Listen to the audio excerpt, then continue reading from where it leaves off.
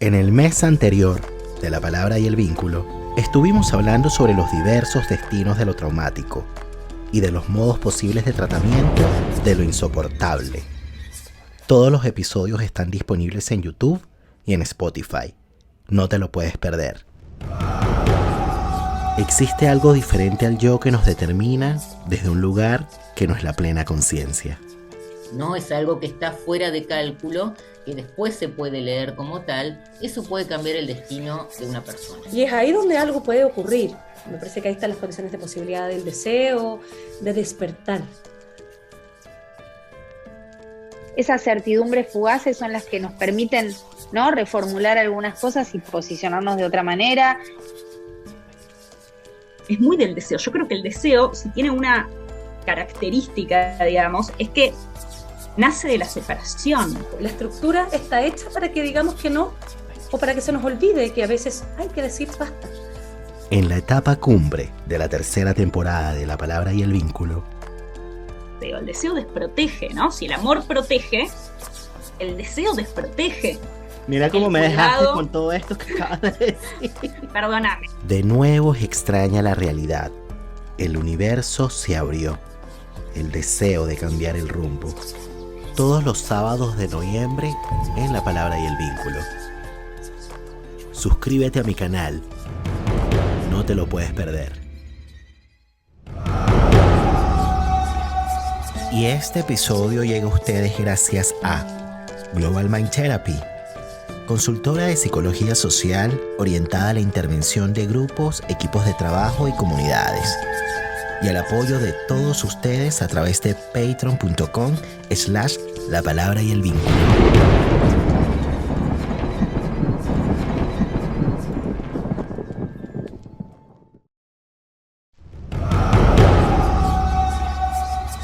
La palabra para traer recuerdos y volver donde fuimos felices.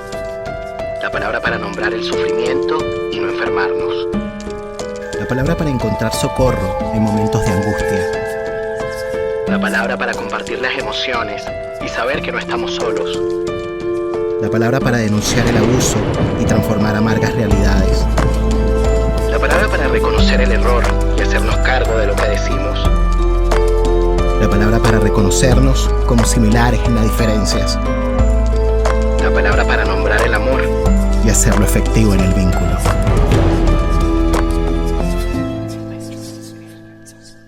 Damos la bienvenida a un nuevo episodio del podcast La Palabra y el Vínculo. Hoy nos encontramos nuevamente con Constanza Michelson. Constanza Michelson es psicoanalista y escritora, autora de Las 50 sombras de Freud, publicado en el 2015, Neuróticos en el 2017, Hasta que valga la pena vivir en el 2020, con reedición en Argentina, bajo el título El capitalismo del yo, y recientemente en el año 2022 publicó su más reciente libro, Hacer la noche. Dormir y despertar en un mundo que se pierde. Y este fue el libro que convocó nuestro encuentro. Yo te doy la bienvenida al podcast La Palabra y el Vínculo. ¿Cómo estás, Constanza? Hola Nelson, ¿qué tal? Muchas gracias por la invitación otra vez. Así es. Muchas gracias por aceptar otra vez la invitación a La Palabra y el Vínculo. Contigo. Igual lo digo y bueno, decíamos que nuevamente, para las personas que no han visto las otras temporadas, Constanza Michelson estuvo en la primera temporada del podcast en Rupturas, en el episodio 12, que se tituló Una falla en la lógica del universo. Se los voy a dejar acá arriba para que vayan para allá y lo escuchen si están interesados, a propósito de un libro que publicó en pandemia en conjunto con la filósofa Aisha Messina. También la tuvimos en Rupturas, que fue la segunda temporada del podcast, con el episodio Lenguajes para el Consuelo. Y en ese episodio, Constanza nos decía lo siguiente: lo que nos queda de humanos es un esfuerzo más por el lenguaje. Resistir inventando palabras luciérnagas que iluminen la oscuridad sin que nos encandilen. Palabras de consuelo que nos permitan respirar, recuperar el aliento y no precipitarnos a la muerte en tiempos difíciles. Prestar atención, escuchar, tener un gesto de cortesía, lograr la serenidad, responder al llamado social o cultivar la espiritualidad son resistencias mínimas que nos permiten hacer mundo. Pequeños actos de gracia en tiempos de insomnios y desvelos. De alguna manera nos sirve como bisagra para este episodio, porque justamente en esa conversación Constanza nos decía que estaba a punto de lanzar su último libro, ¿no? Y eso fue un episodio que grabamos hacia el cierre del 2021. Esto fue en diciembre del 2021 y este libro surgió, bueno, fue publicado me parece que en marzo del 2022. ¿Por qué hacer la noche, Constanza? ¿Por qué hacer la noche? Bueno, hay algo literal y hay algo que es más bien una metáfora. Es verdad que ese libro lo empecé a escribir en la pandemia. El primer año parece que también hablábamos de esto, ¿no? Cuando en esa entrevista del 2021, en esa conversación. Primer año de pandemia no es igual a lo que pasó el segundo año ni después, o sea, cuando ya había lenguaje para iluminar y decir, bueno, una pandemia, no sé, hay un virus que tiene una imagen, ¿cierto? Esta pelotita como con estos pinchos, empieza a tener, ¿cierto? Un lenguaje del virus, ¿no? Aprendimos estas palabras, aforo, no sé, nos llenamos de palabras nuevas, pero al principio no sabíamos nada. De hecho, no sé si te acuerdas cuando, bueno, se hablaba de que en China está este virus, las medidas para contenernos nos parecían absolutamente cinematográficas, o sea, esto es imposible. ¿Será cierto? Bueno, hasta que de pronto nos llega, no sabíamos nada sobre esto. Para la ciudadanía del siglo XXI es algo absolutamente inédito, una pandemia de esa magnitud. Y además las medidas para contenerlas. Yo creo que eso además fue muy traumático. Y en ese contexto, bueno, uno de los síntomas que a mí me parecía que, o lo que me empiezo a dar cuenta también en mí misma, pero lo empiezo a escuchar por otras partes, el insomnio, pero no este insomnio neurótico, el que en la noche sacas las cuentas y no puedes dormir, soy tan tonta, siempre hago lo mismo, ¿por qué no le dije tal cosa? En fin, no. Sino que este insomnio quieto, ¿no? De pronto este despertar precoz, que se le dice, y esta quietud que no es ni está ni despierto ni dormido. Pessoa encontré en un poema sobre el insomnio, lo que me parecía que era la expresión justa, precisa para ese insomnio, que decía, bueno, soy un cadáver despierto, no puedo fumar, no puedo escribir, no es que estoy despierto, pero no puedo hacer nada, no estoy vivo.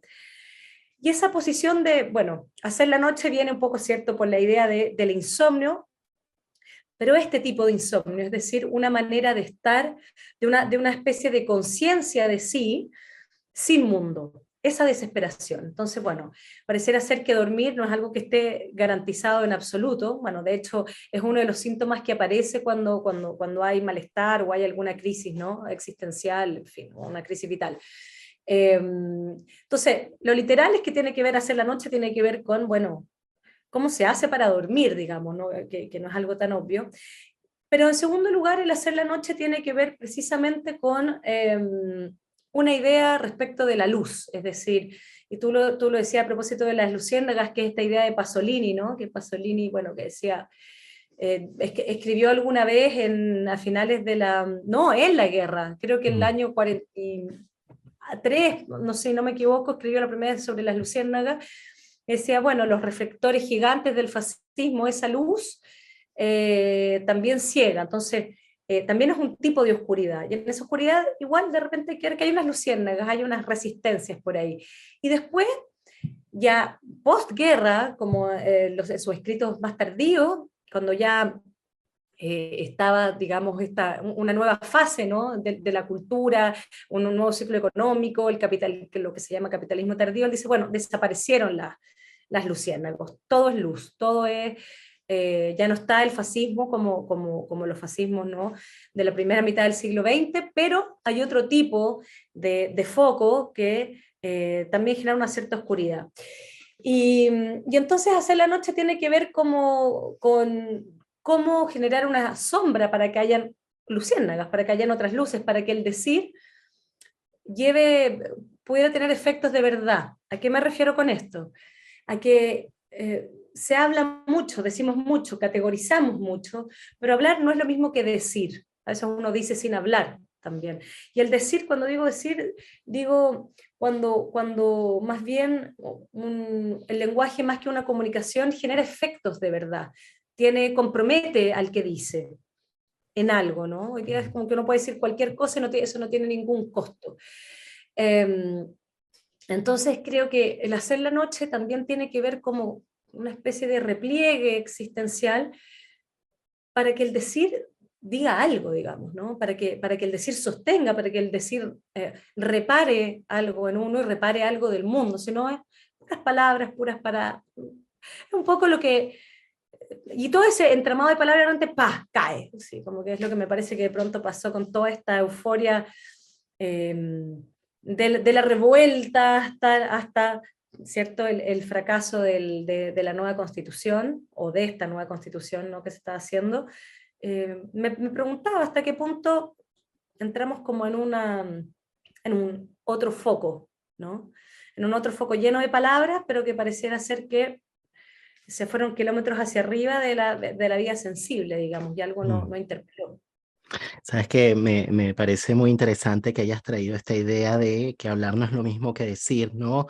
Y de la importancia que tiene justamente el lograr crear como, bueno, ciertas condiciones que desde ya no son gestionadas, no se pueden de alguna manera programar, y ahí lo vamos a conversar, como para que efectivamente las palabras no sean palabras vacías, sino palabras plenas, como dice Freud, que sean palabras que de alguna manera nos impacten, nos estremezcan, nos remuevan en algo. Por ahí decías que justamente el tema del insomnio tiene mucha relación con las crisis vitales, con crisis existenciales, y en alguna parte de tu libro tú señalas que el hastío y el asco existencial no es lo mismo que el aburrimiento, ¿no?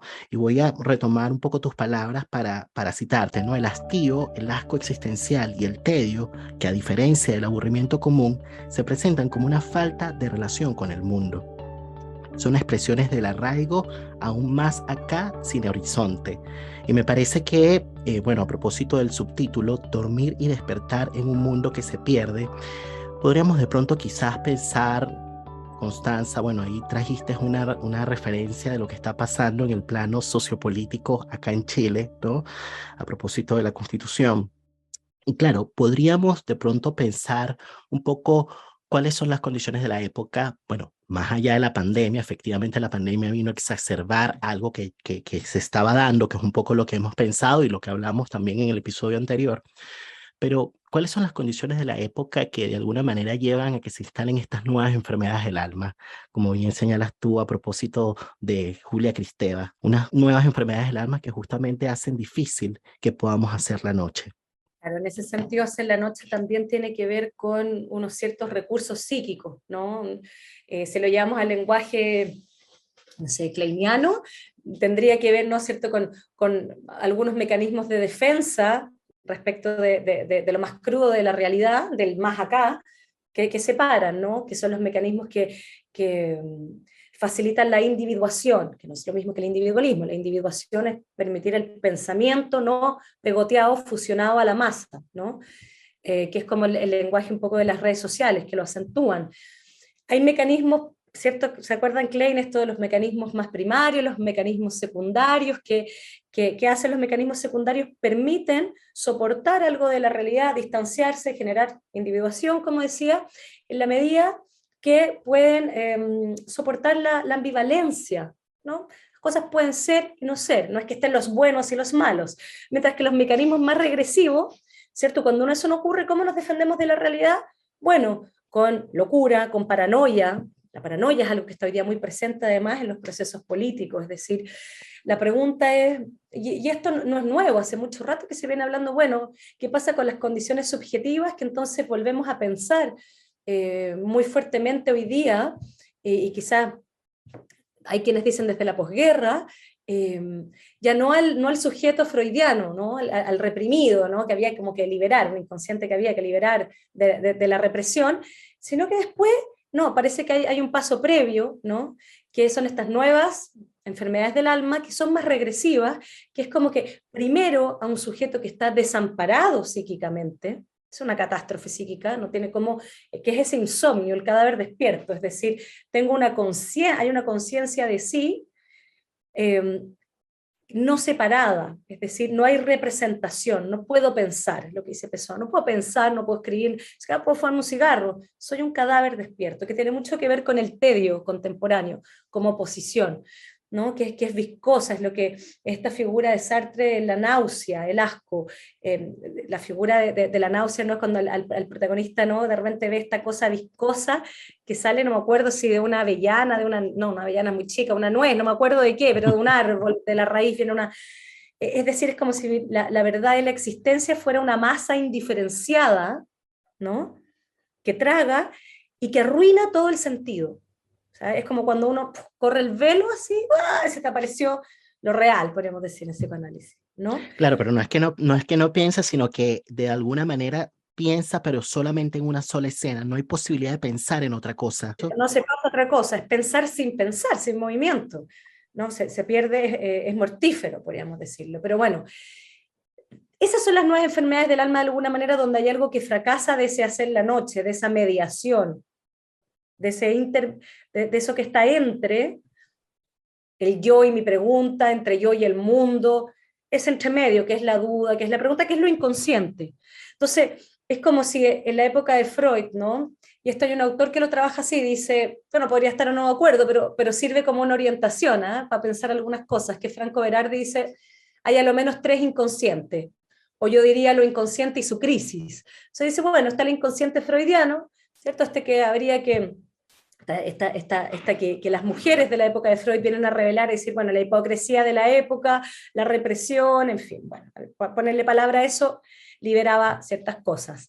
Franco Berardi dice, bueno, ese inconsciente de alguna manera se termina, bueno, no lo dice solo él, se libera mayo del 68, prohibido prohibir, y vienen, cierto, todas estas teorías, ¿no? El postestructuralismo, el deseo líquido, las máquinas deseantes, el antiedipo, tenemos todo eso, ¿no? El asunto es que esa liberación, como muchos piensan, y lo comparto, coincidió demasiado con la época, o sea, coincidió finalmente, no sé si liberó algo, pero coincidió con también esta especie de liberación del capitalismo financiero, del sin límites, ¿no? Del neoliberalismo respecto del liberalismo, es decir, capitalismo salvaje, ¿no? Como lo conocemos acá, podríamos decir también inconsciente salvaje, sin mediación. ¿Sí? Entonces, en ese estado de cosas es donde más que un deseo, unas máquinas, digamos, deseantes, fíjate que empieza a haber una especie como de blackout respecto del deseo. O sea, y antes que sujetos libres y deseantes, vienen las grandes crisis del deseo, digamos, ¿no? Y aparece esta clínica que nosotros llamamos, ¿no? Bueno, Julia Cristiano, enfermedades del alma, pero es esta clínica, ¿no? De los impulsos, donde es puro pulsión, sin mediación, y el acting, ¿no? Tenemos las adicciones, qué sé yo, algunas anorexias, autolesiones, esa clínica, ¿no? Donde como que falta lo inconsciente, ¿no? A veces uno dice, ¿qué inconsciente? Uno dice, cuando alguien hace algo indebido, es como no tiene inconsciente, nosotros lo decimos al revés, le falta inconsciente, no está funcionando lo inconsciente ahí. Y hay otra manera más que de estas enfermedades del alma, que no es esa, la de las pulsiones directo, ¿no? Hacia afuera, y que hace a las personas finalmente esclavas de sí mismas. Hay una novela muy buena que me encanta el título de Spalding Gray, que se llama, no sé si lo estoy pasando bien o estoy tratando de matarme. Mucha gente que precisamente en esa incontinencia, ¿no? De los impulsos no saben si lo están pasando bien o se están tratando de matar, básicamente.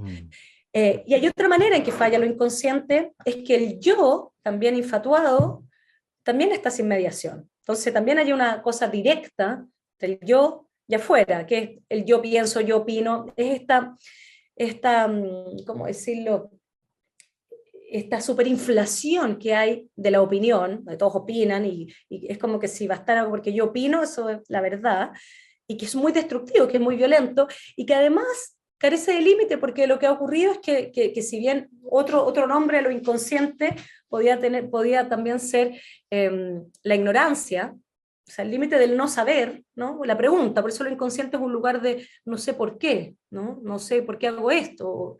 Bueno, cuando falta esa pregunta, cuando falta esa saludable ignorancia, porque hoy día además tenemos, no sé, pues esto, entonces, ya, no sé de esto, ahora sé de esto. Hay una relación al saber también muy directa. Y esa es otra manera donde fracasa lo inconsciente. Ahora, Berardi dice, según él, bueno, ese inconsciente también llega a un límite. Llega a un límite donde hace crisis de nuevo, y es como, dice, bueno, los estallidos en el mundo, de alguna manera van mostrando estas máquinas deseantes, parece que no pasó eso, digamos. Y en nuestro propio estallido, ¿no? Con esta frase hasta que valga la pena vivir, me parece que da un poco cuenta de eso. Bueno, parece que esta promesa, ¿no? de liberación económica, subjetiva, de todo, parece que nos dejó una especie de precariedad. Y según Berardi, la pandemia generó como otra fase, ¿no? de lo inconsciente, que insisto, no podría estar o no de acuerdo, todas estas cosas esquemáticas nunca son así, pero sirven para pensar. Pero es interesante lo que él dice, yo ahí leería algunas cosas que me inquietan actualmente, y él dice, bueno, la pandemia lo que hace también a lo inconsciente es como que de alguna manera genera otro arrasamiento más, ahora ya no desde el punto de vista de estar infatuados, sino que desde el punto de vista de la profundización del nihilismo, o sea, ahora más bien hay, no sé si es tedio la palabra, pero una descreencia, una desesperanza, que a veces también tiene que ver con el tedio como un modo de existencia muy mortífero. Bueno, volviendo un poco a la idea de la diferencia entre tedio, el asco existencial y el aburrimiento, me parece que como que el tedio, de alguna manera, y bueno, te lo digo a modo de pregunta, si es que tiene relación justamente como con una especie de creencia que se vuelve un poco delirante.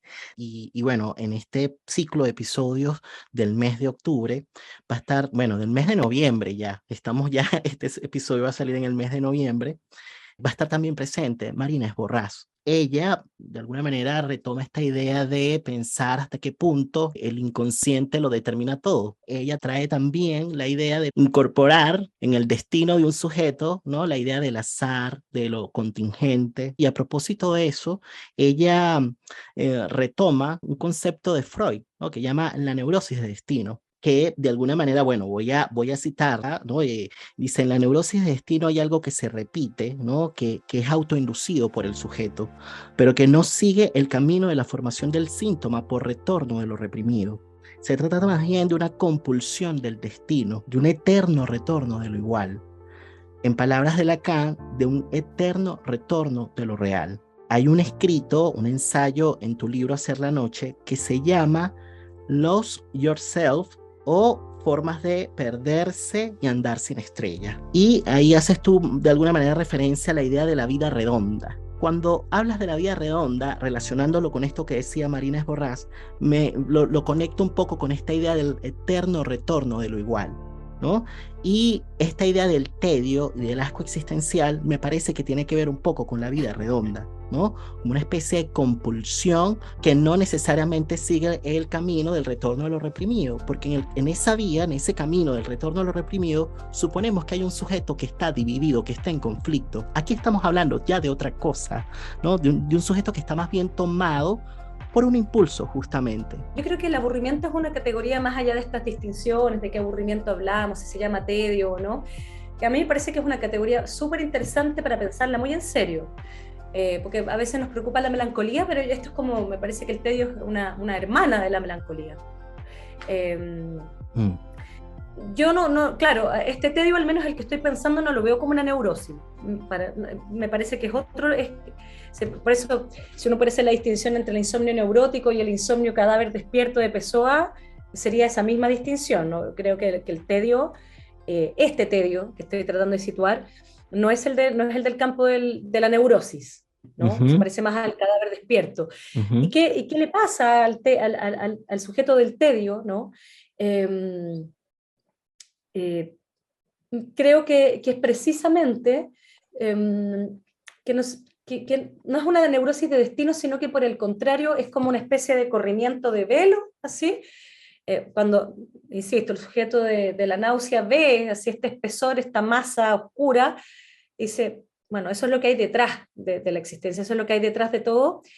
Eso arruina todo lo demás. Es como, hay una frase que es muy, muy, muy, muy, es magnífica, me parece, Marguerite Duras, en El arrebato de Lovelstein, que dice que ella no habló más, ¿cierto? Después de que le ocurre algo, no habla más, porque dice, hay como una especie de agujero, que dice que es como si fuera un agujero en la playa a mediodía, un perro muerto, no un agujero, un perro muerto en la playa a mediodía, que lo ves, ¿no? Y eso agujerea todo lo demás, por lo tanto arruina, pongámoslo así, el lenguaje en su versión comunicación, imaginario.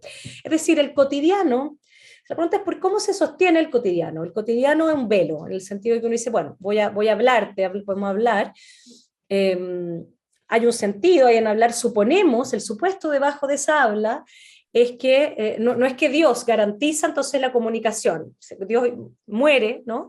Matamos a Dios y entonces igual hay algo en el cotidiano que todavía se sostiene en una especie de creencia de que las palabras nombran algo, de que nos vamos a entender, de que nos estamos entendiendo acá. Como dice Sergio Rojas, incluso si se me olvida una palabra, asumo, no es que esa palabra, no es como en la poesía que la escritura es desde la falta, eso es lo interesante, sino que yo asumo que esa palabra que me falta existe, lo que pasa es que no la recuerdo, pero está ahí, en alguna parte. Falta, no le falta el lenguaje, ¿no? Hacemos como una gestal, una cosa así. No, una gestal. Cuando yo te hablo, asumo que mis palabras te dicen algo, que tú me entiendas y que estamos hablando sobre algo, además que las palabras nombran algo. Que acá hay un sentido de que no estamos locos, ¿me entiendes? El cotidiano asumir sostenerse en esa garantía. El tedio, en cambio, esa especie, o el aburrimiento, este tipo de aburrimiento, es como decir, acá no está pasando nada, esto es una estupidez. O sea, lo que estamos diciendo no tiene ningún sentido, ¿no? Porque no lo tiene, porque de hecho no lo tiene, podríamos decir. La verdad última es que no lo tiene, ¿me entiendes? Se rompe el cotidiano. Es la pérdida del sentido. Es la pérdida de lo que garantiza, la creencia que garantiza de que haya sentido. Porque a veces se nos cae el sentido, pero bueno, viene otro. Esto es otra cosa. Es como que si lo que hay detrás de lo que sostiene el sentido cayera. Ahora, el punto es que, y por qué creo que es una categoría que hay que tomársela muy en serio, y aquí voy a tomar una frase de Baudelaire, digamos, que decía a propósito, porque además el tedio no es que llegue cuando uno está aburrido sin nada que hacer o no hay estímulo, no, el tedio entra, puede ser en un viaje, en un romance, en cualquier cosa, que es de repente ver como, esto es un simulacro, ¿no? Es la sensación de que estoy hablando y tú ya tienes la respuesta, no estamos hablando, es el habla sin decir, ¿no? No hay efecto, no pasa nada, ¿no? Entonces, Baudelaire dice en un poema que se llama El viaje, que creo que está en Las flores del mal, dice, bueno, al final el viaje, la promesa del viaje, no pasa nada, y dice, en un desierto de aburrimiento, el horror es un oasis. Y ese es el punto, que a veces el horror es una respuesta al aburrimiento. Y creo que esa es una categoría que sería muy interesante de pensar actualmente. El horror como respuesta al aburrimiento, pero no el aburrimiento de como dice el dicho, los tontos se aburren, no, los burros se aburren. No, como, no sé si conocía ese dicho, ¿no? No. Como de la abuelita, no, los burros se aburren. Como si fuera que uno no pudiera encontrar como las formas de entretenerse, sino que este aburrimiento como un asunto de época. ¿Sí? Tu libro lo comentó Germán Carrasco, y bueno, hacia el final está este comentario como epílogo, y hay algo que él menciona que quiero rescatar y compartir con las personas que nos escuchan en La Palabra y el Vínculo para continuar la conversa, ¿no? A propósito de lo que estamos hablando. Estamos en un momento de cambios sociales y culturales cuya magnitud todavía no somos capaces de dimensionar. Cambios en los afectos, en nuevos pactos con las otredades. Son también tiempos de cambios que no se asientan del todo y que producen algún que otro chirrido. Hacer la noche es un libro de terreno, no de poltrona, de ingreso en lo hondo de la metáfora nocturna, no de encierro, no de autoconfinamiento en un aula por miedo al oxígeno y al mundo. Y quería rescatar justamente estas últimas palabras, ¿no? La idea del miedo al oxígeno y al mundo, y vincularla justamente con esta idea de la vida redonda. Cuando tú mencionas en este ensayo, Constanza, en Lost Yourself, Formas de Perderse y Andar Sin Estrellas, que por cierto les menciono a las personas que nos están siguiendo en el podcast, que Constanza tiene un podcast también que se llama El Oficio del Vivir, que lo transmite a través de Emisor Podcasting y que se los recomiendo muchísimo. Hay un episodio de este podcast que está basado en este ensayo, que es maravilloso, y de hecho, bueno, yo cuando lo escuché, dura más o menos 20 minutos, y cuando termina el episodio, yo quedé así como que hice así como un suspiro, así como ¡ah! ¿sabes? Como cuando algo te Ay, qué pasa, ¿no? lindo. Qué bueno. Algo me pasó así como que me quedé así como, oh, como sin palabras, ¿no? Se los recomiendo, es precioso y en ese ensayo Constanza hace referencia a la idea de la vida redonda, ¿no? Y quería justamente a propósito de estas palabras de esta persona que te comentó el libro, retomar esta idea del miedo al oxígeno y miedo al mundo, si eso es una forma, ¿no? De la vida redonda, ¿y a qué te refieres cuando hablas de vida redonda? Me pasa de pronto que es bonito el texto de Germán, que se lo agradezco a través de ti.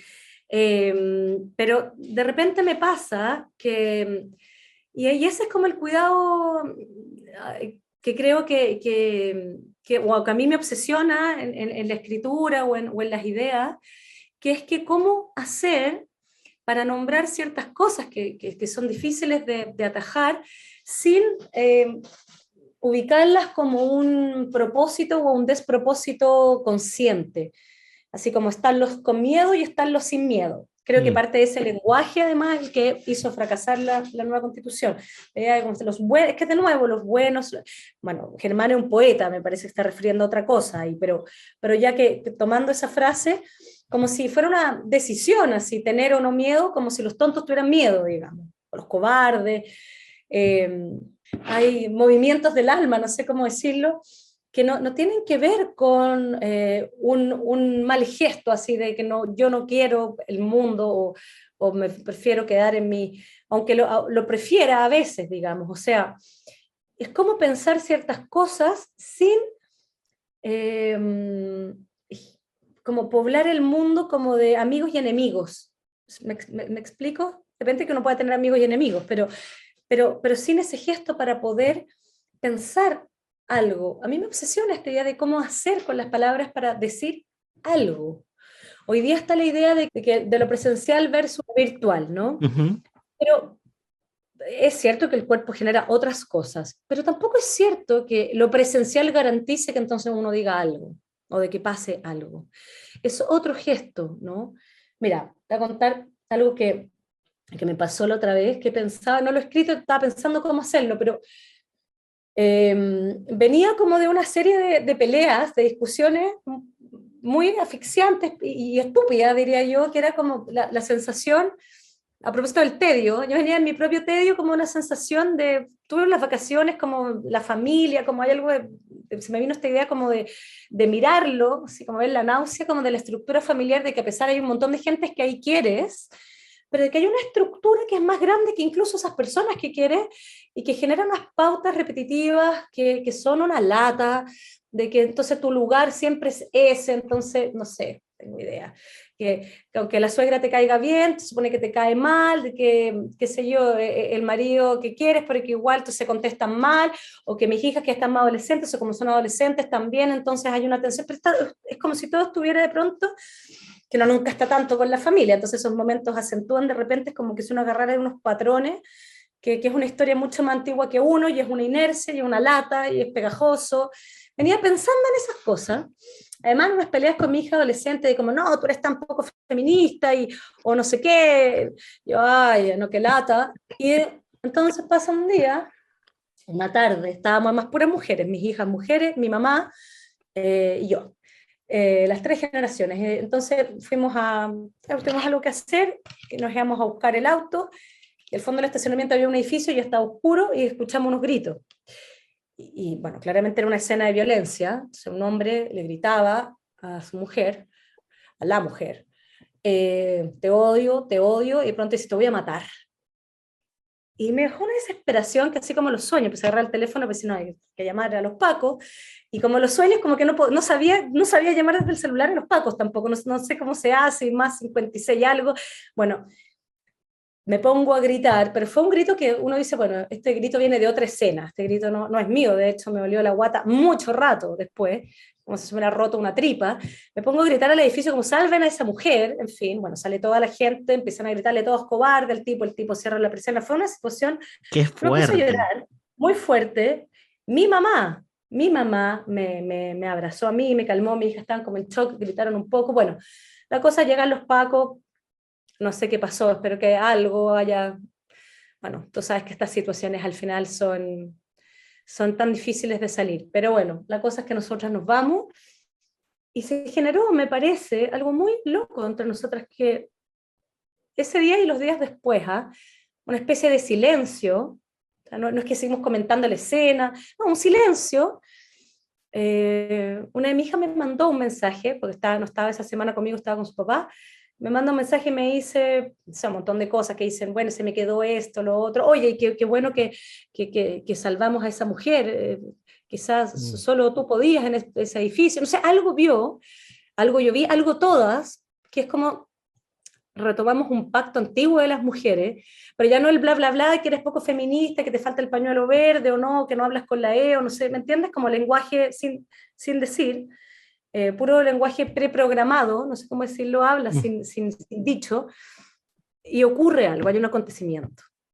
Y eso, bueno, uno nunca sabe qué va a ocurrir con eso, pero a mí me parece que algo generó de un pacto intergeneracional y un silencio que algo calmó toda esta dinámica de estas peleas, bla, bla, van a volver, obviamente, porque bueno, la vida es así, pero ese corte algo desplazó. Entonces, mi obsesión es un poco como, claro, no tener que llegar siempre al acontecimiento, ¿no? Que tenga que ocurrir algo terrible para que algo pase, es una pandemia, ¿no? Que algo nos tenga que retornar de una manera desde el horror, si tú quieres, a propósito del aburrimiento, del horror como respuesta al aburrimiento. ¿Cómo hacerse cargo de los decires para que la palabra tenga otra dignidad, digamos, para que algo pase? No sé, pensaba también que en el tiempo del plebiscito, por ejemplo, donde el habla pública estuvo muy delirante, muy, muy tóxica y muy invasiva, que bueno, uno podría esperar eso en momentos que son polarizantes y binarios, digamos, apruebo o rechazo. Pero la vida offline también, así como fuera de las redes sociales que estructuran un poco, sobre todo Twitter, el lenguaje de ese modo, no sé, yo pensaba en los medios de comunicación, ¿por qué, no sé, hacen estos programas como el que encuentro que el más horroroso, que se llama Sin Filtro, que se puso como de moda en el plebiscito, donde ponen a dos especies de barras de fútbol, digamos, donde la estructura del programa, esto es lo mismo que decía de la familia, aunque sean las mejores personas del mundo, que te caigan bien, si la estructura te ubica de una cierta manera, el mensaje luego solo puede ser, bueno, al estilo de una barra de fútbol. O, no sé, pues había otro programa donde ponían a los invitados unos podios, donde podían hablar, a debatir, se supone que los invitaban, pero podían hablar 30 segundos. Eso no puede generar ningún tipo de palabras y de debate, ¿no? Sino que solo como unos golpes para allá y para acá. Entonces, me parece que nos toca pensar también en la estructura, o lo que estructura la vida social y estructura las posibilidades del lenguaje, también del habla. Esto que compartes, que bueno, que te agradezco porque, bueno, de alguna manera estás compartiendo algo que es personal, pero lo personal es político.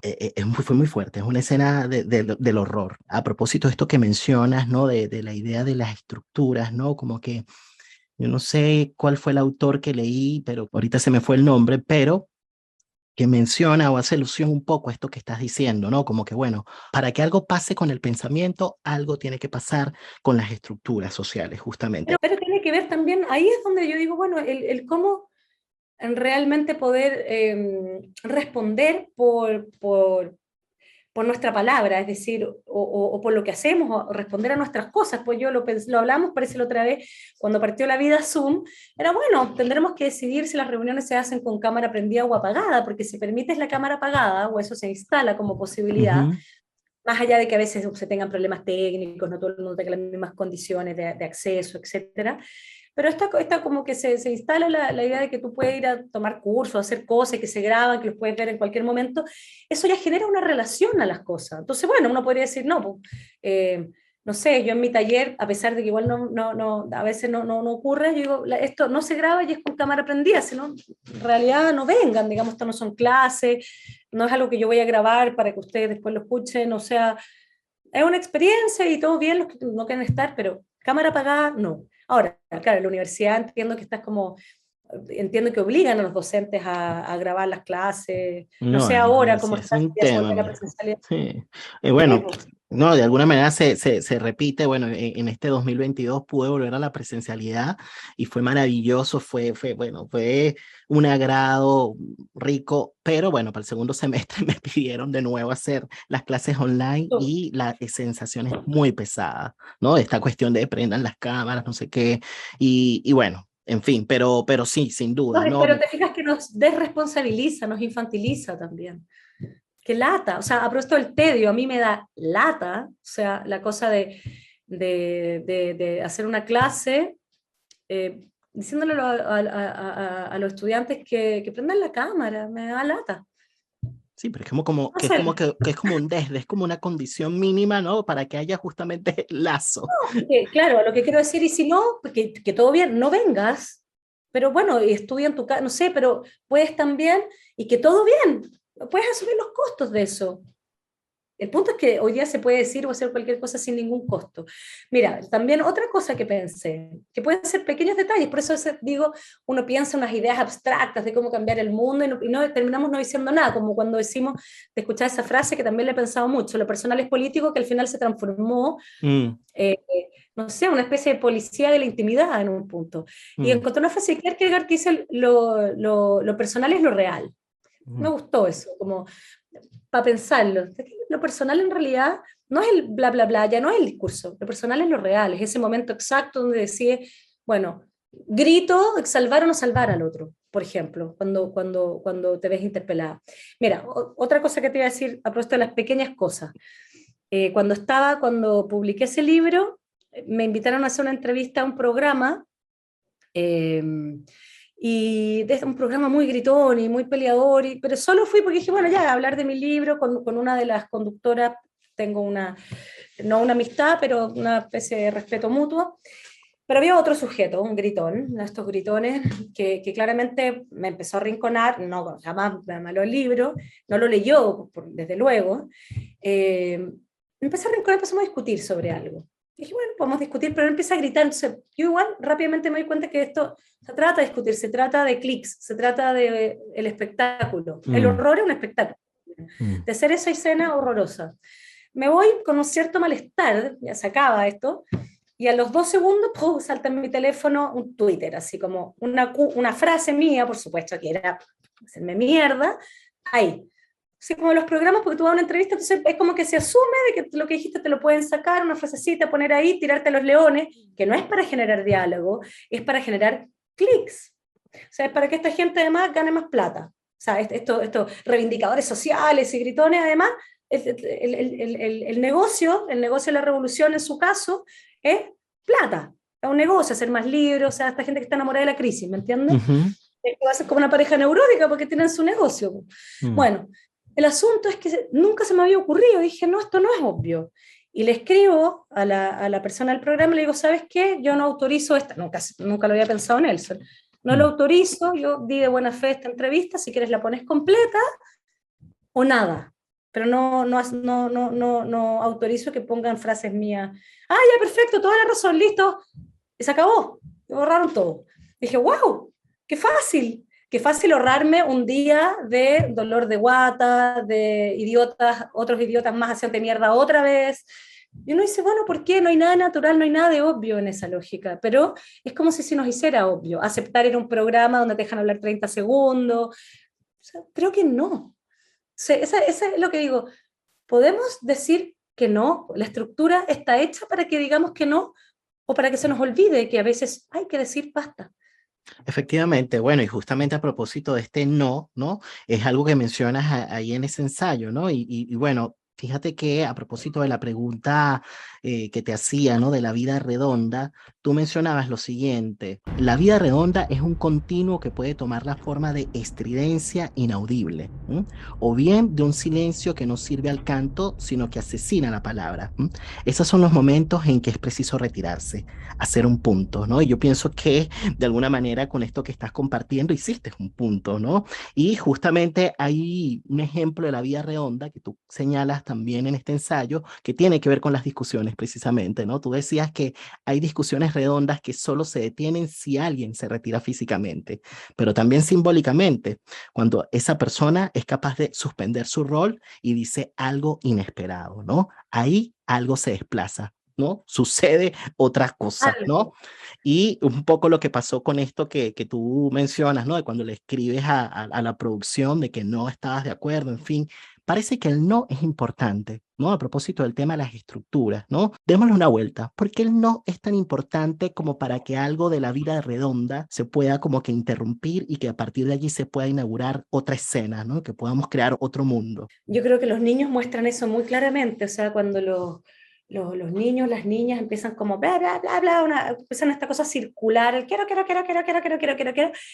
a veces la impresión que yo tengo es que necesitan que alguien no, que alguien diga basta, ya listo, y se van, sí, y listo. Pero no sé, ahí hay un misterio que desconozco, bueno, aquí estoy hablando más bien yo creo como desde la experiencia antes que desde la teoría, que es, a veces no sé por qué hay un no que se convierte en un no y a veces hay unos no que son más de lo mismo, digamos, una coma, no es un punto, ¿no? Y que entonces sigue la circularidad. No sé cuál es, o desde dónde se dice el no, desde qué posición, pero a veces tiene otra eficacia simbólica, ¿no? Mira, hay un autor que también es muy interesante, que se llama Pierre Legendre, no sé cómo se pronunciará en francés, pero que él toma el caso de un asesino, de un sujeto que mató a su padre, un padre además, bueno, igual toda una vida muy desastrosa, un padre alcohólico, en fin, y todo, y entonces en el juicio, que él vio el juicio, dice, y que este tipo va, bueno, se va preso, va al juicio, y en el juicio le muestran el video, se ve a sí mismo. Y ahí cuando se ve, es como si despertara. Porque además, claro, la historia parece el tipo era como a propósito del tedio, así como el personaje de Camus en El extranjero, se la conoce, pero este tipo de que mata a alguien, el cual le pregunta por qué mataste a alguien, bueno, por el sol, es un aburrido también, o sea, en este sentido existencial que estamos hablando.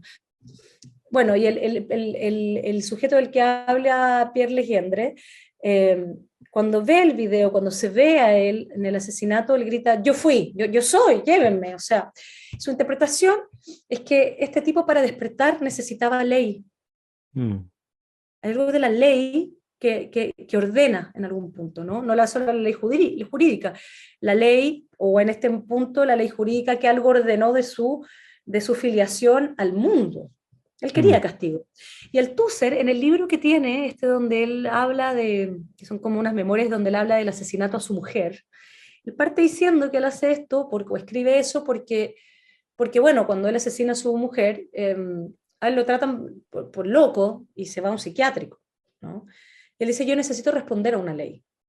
Eso eso no remedia las cosas. Está súper arrepentido, pero no remedia las cosas, pero él necesita ley, o sea, no está ser un loco eximido de su crimen. Es interesante también. Entonces, hoy día, claro, la pregunta es si acaso la época autoriza a los no sé, a los mismos padres, a mí me parece que hoy día los sistemas de crianza les exigen todo, o sea, todo, sostener a los niños, contenerlos, que sean felices, que sean inteligentes, que no sé qué, pero se les quita toda autoridad. Se les está permanentemente diciendo a los padres que lo hacen pésimo, que confíen en los especialistas, que son malos padres, en fin, que además, no sé, ya están obsoletos porque la autoridad está obsoleta, no sé, hay un problema que tenemos respecto también de las prácticas, con las prácticas desresponsabilizantes, me parece a mí. Las redes sociales es un súper buen ejemplo de eso, o sea, escribir cualquier cosa sin ningún costo cero, digamos. Un poco ya acercándonos hacia el cierre de la conversación y haciéndole honor al título de ese ensayo, Formas de perderse y andar sin estrella. Andar sin estrella es andar sin deseo. Bueno, podría ser, pero en el sentido en que yo lo escribí, que lo tomo de Blanchot, de los escritos del desastre, el desastre es lo sin estrella, en el sentido de sin orientación.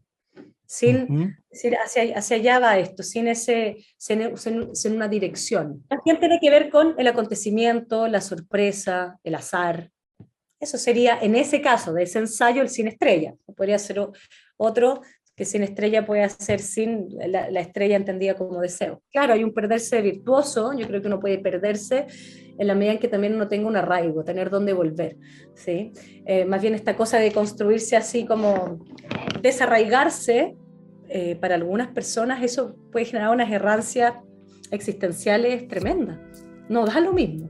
Efectivamente, y qué bueno que traes la idea de la errancia, ¿no? Porque me parece que es demasiado importante. A propósito también de que no es lo mismo estar perdido que perderse. Perderse de alguna manera implica, y me encantó como lo decías, ¿no? Para poder perderse se necesita tener un hilo del cual nos podamos de pronto sentir que podamos como afirmarnos y tener como que la ilusión de que podemos volver, ¿no? En algún punto. Por eso es que la idea del desarraigo es tan fuerte, ¿no? Porque Sí. significa justamente que se corten los hilos, que te pueden llevar a que te pierdas literalmente, ¿no? Y eso es terrible. Y bueno, justamente Ana María Fernández, en su libro de los lapsos fundacionales del psicoanálisis a los feminismos del siglo XXI, ¿no? Ella menciona que solo en la rancia de sentido se producirán nuevas significaciones, que es como decir, solo en la rancia de sentido se pueden abrir nuevos mundos, un poco citándote a ti, ¿no? A propósito de esta expresión. Se trata de hacer camino en el ir y venir una y otra vez, ¿no? Desde las propias errancias. Y esta idea de perderse, bueno, una manera simple, porque efectivamente implica mucho más que eso, y los invito a los lectores que este libro está disponible, por cierto, en las librerías acá en Chile, y también lo pueden encontrar fuera del país en Busca Libre, así que lo recomiendo muchísimo. Pero bueno, hay muchas formas, hay muchas figuras, ¿no? de andar sin estrella, ¿no? Y de perderse. En ese ensayo Constanza lo desarrolla bastante bien, pero una manera de perderse puede significar jugar, ¿no? Jugar a ser otra persona, jugar a otro rol, ¿no? Como que introducir como que otra cosa, como poder de alguna manera relacionar eso de nuevo con el deseo, porque el deseo yo pienso que, bueno, que es conflictivo, que es difícil, ¿no? Que es difícil porque implica, bueno, como asumir tal cual como ciertas contradicciones, es un ir y volver, ¿no? Es darle un espacio a las errancias. Y bueno, volviendo a la idea de las estructuras sociales en las que estamos hoy, yo creo que no hay espacio mucho como para la errancia, no hay mucho espacio para perderse, no hay mucho espacio para jugar. Se nos pide de alguna manera ser muy consistentes, y yo creo que eso es una de nuestras tragedias hoy. No sé cómo lo ves tú, Constanza. Yo lo veo al revés, fíjate, o sea, curiosamente a propósito también del nihilismo, como que hoy día no hay costo por no tener ninguna consistencia, por decir cualquier cosa. Hay locura social, me parece a mí. Estamos en esa, somos parte de eso, o sea, más que alguien, cuando uno dice, de nuevo la cosa del lenguaje, se nos impone, ¿quién nos impone? Nadie nos impone nada. Hay una estructura que opera y de la cual somos parte, y cuando hay una estructura hay un punto donde uno puede decir sí o no, y eso se llama ética, y es ahí donde algo puede ocurrir, ¿no? Me parece que ahí están las condiciones de posibilidad del deseo, de despertar del aburrimiento, de una manera no horrorosa, si tú quieres. Algo puede ocurrir, pero eso significa estar presente, así, ¿no? Más que... si no, la errancia me parece que es como ir y venir sin sentido, o sea, decir esto, decir lo otro, ir para allá, porque otro ejemplo es muy perdón de la vida, muy doméstica, pero reunión de apoderados. Otra vez, bueno, teníamos unos encuentros de apoderados que, claro, son por obligación. Tienen un cansancio, una lata espantosa de ir. Algunas cosas voy, otras no voy.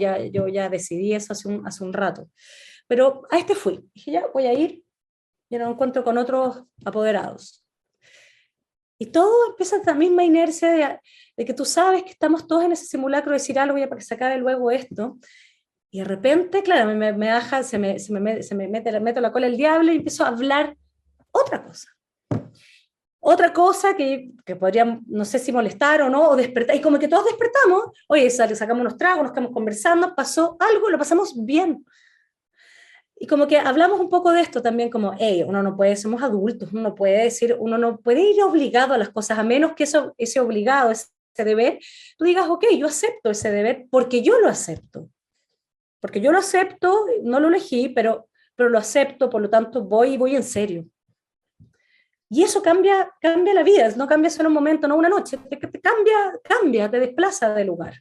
Entonces, creo que es ahí donde, insisto, más que las teorías abstractas, en cómo consentimos o no a nuestras cosas, a nuestro pedacito de mundo. De esta manera vamos a despedirnos, Constanza. Yo te agradezco muchísimo que hayas participado nuevamente en La Palabra del Vínculo. No sé si quisieras decir algo antes de despedirnos.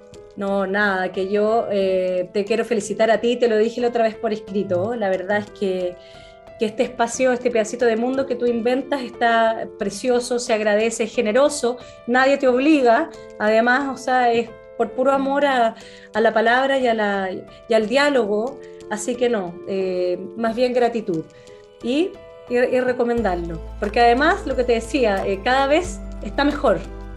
Muchísimas gracias, Constanza, y bueno, muchísimas gracias por este libro. Voy a seguir leyéndolo, voy a ir más o menos avanzando, y muchísimas gracias también a las personas que están del otro lado de la pantalla también, que nos están acompañando en Spotify. Nos estamos viendo la próxima semana en otro episodio de estreno de La Palabra y el Vínculo. Cuídense mucho y que estén bien. Chao. Chao. Para Constanza Michelson hay cosas que agrandan el mundo y otras que lo estrechan. La vida redonda puede ser como un zumbido constante. A veces, lo que queda es retirarse de sí. No de manera triste, sino de forma desesperada, en un intento de suspender cierto orden de nuestro mundo. El calvario del insomnio puede estar asociado precisamente con un exceso de presencia de sí que empieza a sobrar. La depresión sería una forma de desaparecer de la escena, pero perderse no es solamente una forma desesperada de cortar lo redondo. Puede ser un placer. Lose yourself también significa soltarse un poco. Es un aprendizaje, quizás un arte. Seguir una estrella supone estar abierto a la contingencia del azar, a esos acontecimientos que pueden llevarnos a interrogar algo de sí. No para cambiar el mundo, sino para pensar cómo estar en el mundo. Y ya con eso, abrimos nuestro universo. Yo soy Nelson Ruiz y esto fue Formas de Perderse y Andar Sin Estrella, en el marco de la tercera temporada de La Palabra y el Vínculo. Se puede vivir una vida en la que no se haga otra cosa que escapar de uno mismo. El psicoanálisis se propone como objetivo hacernos descubrir todo lo que ignoramos, hacernos afrontar lo penoso, lo más escandaloso de nuestro ser. No solamente los deseos eróticos prohibidos, sino también nuestra ambición por el poder, nuestra avaricia insospechada, nuestro narcisismo infantil, nuestra agresividad asesina, nuestra locura. ¿Cuáles son las consecuencias de aquellos que viven cómodamente a distancia de su inconsciente? ¿Cuántas vidas arruinadas por la falta de palabras y vínculos que iluminen la oscuridad? Nos dicen que los fantasmas no existen, pero todos sabemos que no es cierto. Existen y pueden ser sobrevivientes.